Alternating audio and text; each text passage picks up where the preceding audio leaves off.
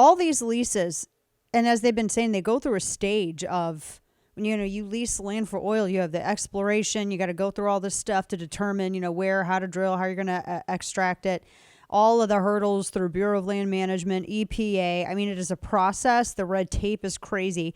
And the government, especially under this administration, they drag their feet to slow all of it down. That's a way that they throttle it. And you have to litigate this stuff in court.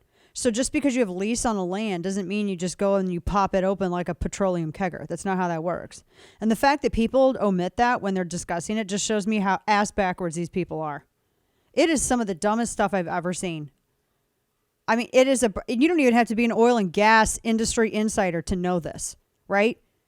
Do you like, if you live, in a relatively suburban area, can you just go and, which, we have our own thoughts about what you can and can't, should be able to do with your own property, but that's an aside.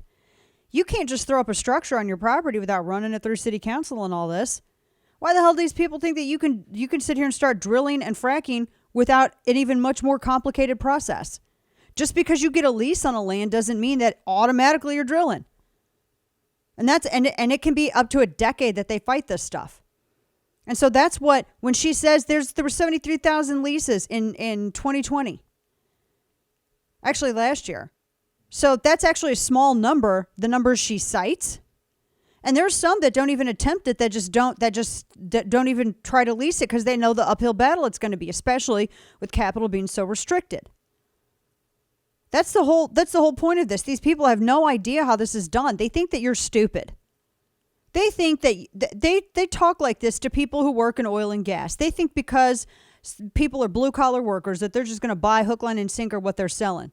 Do you honestly sit here and this is why people are so mad with this administration. They put someone like Jen Psaki out there. You want to have some class warfare? Let's have it. Well educated, came from a rich family, rich herself, lives in a super fancy part of DC. I mean, they send their kid to a rich private school, something like this. Rich. No blue collar work. Doesn't come from blue collar families. These are white Anglo-Saxon Protestants. And leftists. They don't come from blue collar families. They're going to sit here and lecture people who actually work in these jobs what it is that they do. I can't tell you the number of you that reached out to me, especially you who live in some Southwest areas where there's drilling going on, especially on Permian Basin.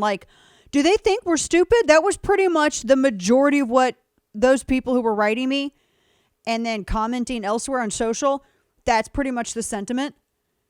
And even people who aren't in oil and gas, you guys know how things work. They think you're stupid. This is an absolute reflection of their opinion, of the intellect of the American people. And this is why they are dying in the polls. And they make it worse for themselves over and over again. This whole thing with them coming out saying that, well, it was a trap. Republicans laid a trap for Joe Biden by having him do this, where he's going to have this, all the criticism and the blame for banning Russian crude, because he didn't do the second step to alleviate the restriction caused by this ban on Russian crude to supply it with our own plentiful and more cleanly extracted than anywhere else in the world reserves. And I can say, I will fight you on it. There are receipts. The United States has the cleanest, most efficient, and really the greenest extraction methods. That is inarguable. And you know what? They were doing it before government even tried to regulate it. These people were doing it anyway.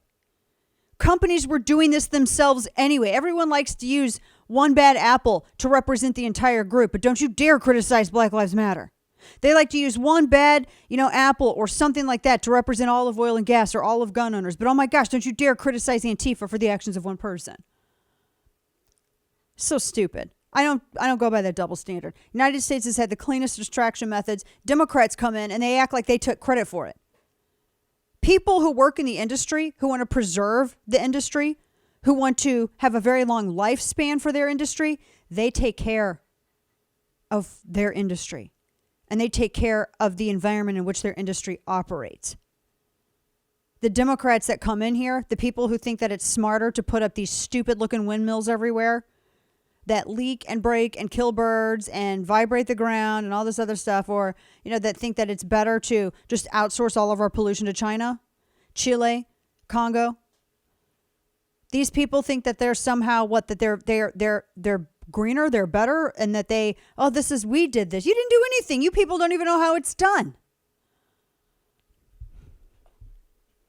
Asinine. Absolutely asinine.